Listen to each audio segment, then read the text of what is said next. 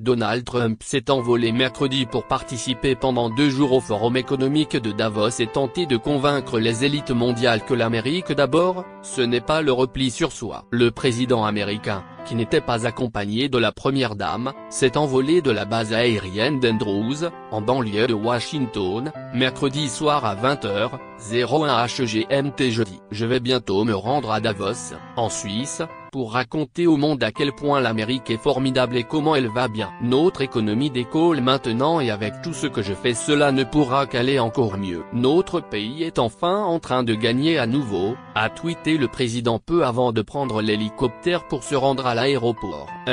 Trump doit prononcer un discours vendredi devant le Forum économique mondial qui réunit quelques 3,000 participants triés sur le volet dans la très chic station de ski suisse. Nous allons au Forum économique de Davos, pour dire au monde que l'Amérique est ouverte aux affaires, avait déclaré mardi Gary Cohn, conseiller économique de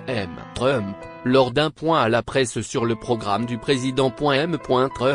qui est sorti des accords de Paris sur le changement climatique, a abandonné les négociations commerciales multilatérales avec la région Pacifique, menace de sortir de l'ALENA et vient juste d'imposer de lourdes taxes sur des machines à laver et des panneaux solaires d'importation, devra convaincre un parterre d'hommes d'affaires et de responsables gouvernementaux réunis dans un forum qui privilégie le libre-échange. Son secrétaire au Trésor, Steven Mnuchin, risque d'avoir tendu un peu plus l'atmosphère avec les partenaires commerciaux des États-Unis, en soulignant à Davos qu'un dollar plus faible était bon pour les États-Unis. Cette rupture avec plusieurs décennies de déclarations rituelles sur le dollar fort dans l'intérêt des États-Unis a fait chuter le billet vert. Une bonne chose pour les exportations de produits américains, plus compétitifs, mais une barrière supplémentaire aux importations de pays aux monnaies plus fortes. Sur le front diplomatique,